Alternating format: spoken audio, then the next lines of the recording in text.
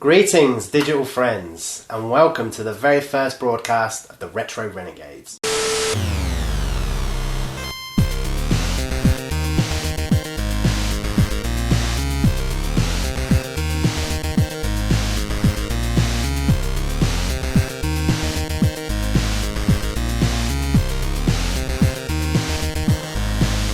Bearing in mind that this is our first broadcast, please disregard any technical, factual, or continuity errors as an oversight on our part. Today we are going to be talking about Xeno Crisis, an old school twin stick shooter from independent studio Bitmap Bureau. The Federal Bureau for Excellent Mega Drive Nerdstalgia was founded by industry veterans Matt Cope and Mike Tucker. What started as a Kickstarter back in 2016 has now come to fruition. Available as a swanky Mega Drive cartridge, here it is. Ain't she a beaut? You can also play Xeno Crisis on modern platforms.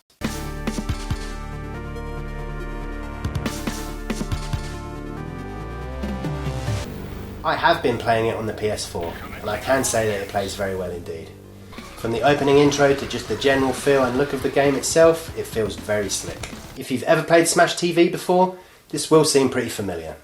The twin stick controls are very intuitive, one for movement and one for shooting.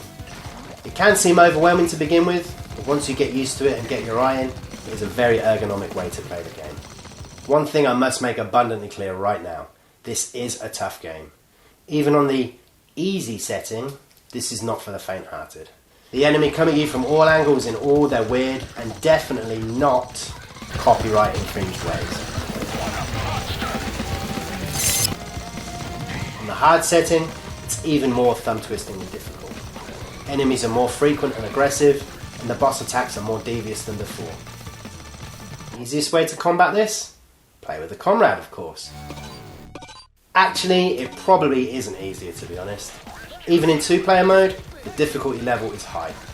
Much like hard mode, it throws more enemies at you and makes end-of-level bosses very tough to destroy. It is couch co-op only, but I cannot remember the last time I had so much fun playing a game with a brother or sister in arms. As thumb-blisteringly brilliant as it is riding solo, being a two-man army is definitely where it's at.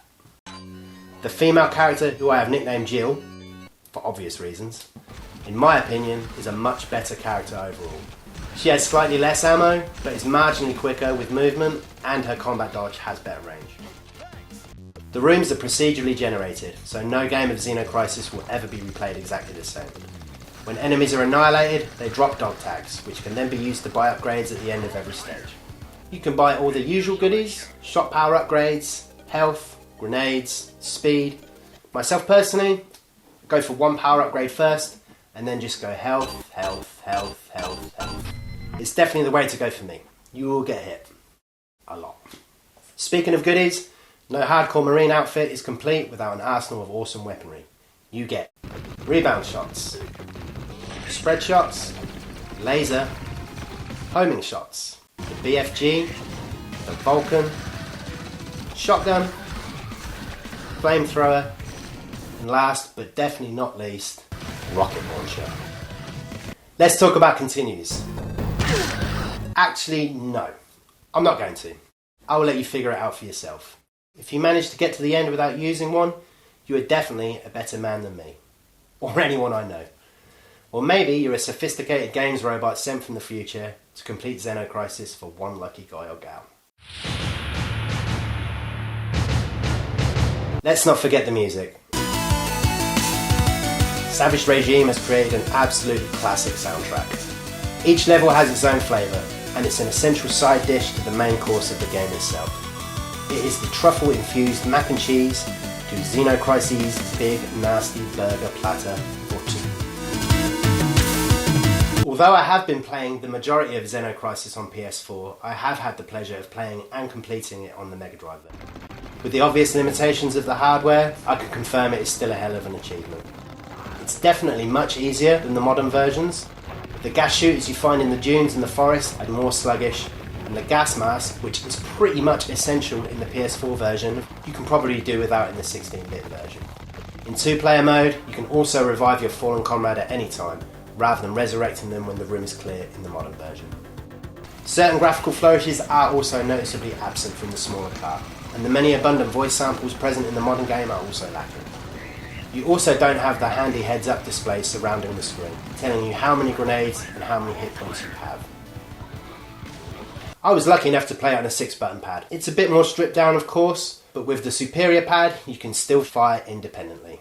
It just doesn't feel as intuitive as the twin-stick goodness.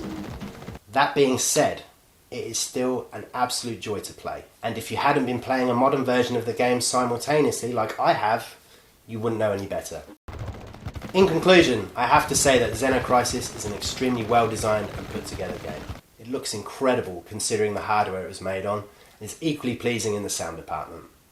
It's challenging, but not to the point where you want to rage quit, and when you put the work in, you will get noticeably better on every attempt.